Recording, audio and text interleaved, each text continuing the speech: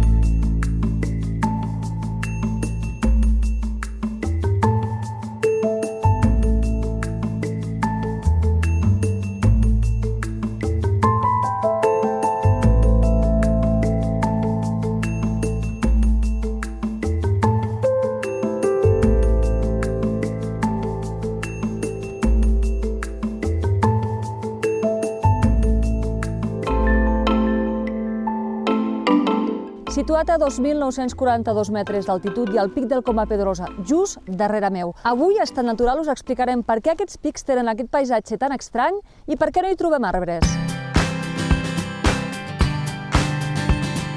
El 7 de novembre de l'any 1982, la intensa pluja que va caure va registrar un valor de 151 mil·límetres. Avui, a Estat Natural, recordarem aquell tràgic episodi i explicarem per què aquell dia va ploure tant a Andorra.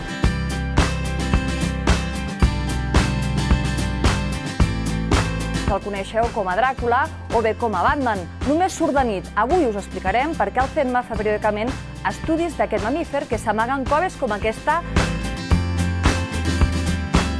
Si alguna cosa defineix els petits mamífers és el tamany. Es tracta d'un grup heterogeni. A Andorra hi ha 21 espècies diferents.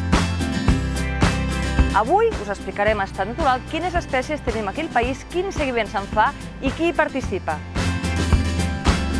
Contemplar els ocells s'ha convertit en els últims anys en una afició. Avui a Estat Natural veurem una petita mostra de la diversitat d'ocells que hi ha en tota aquesta vall i també com ens ajuden a dibuixar l'evolució de tot el territori. Com està afectant el canvi climàtic a les estacions d'esquí dels Pirineus?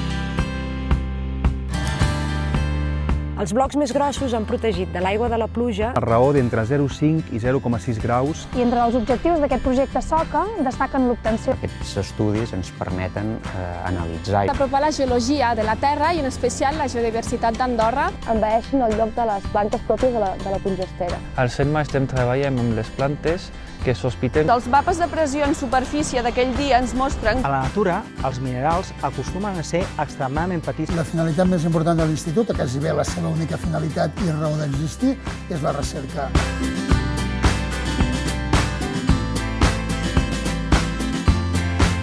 És una funció indispensable per poder conèixer totes les espècies vegetals que hi ha en els diferents roques com aquesta on ens trobem, a les agulles d'Angulasters. Quan sortim a practicar qualsevol activitat a l'aire lliure, va fer d'Andorra el principal motor econòmic gràcies a ser un subsol ric en ferro. Tenim muntanyes, tarteres, llacs, hi havia mars profunds, aiguamolls i fins i tot volcans. Aquesta història l'expliquen roques com aquestes que trobem per tota la superfície andorrana.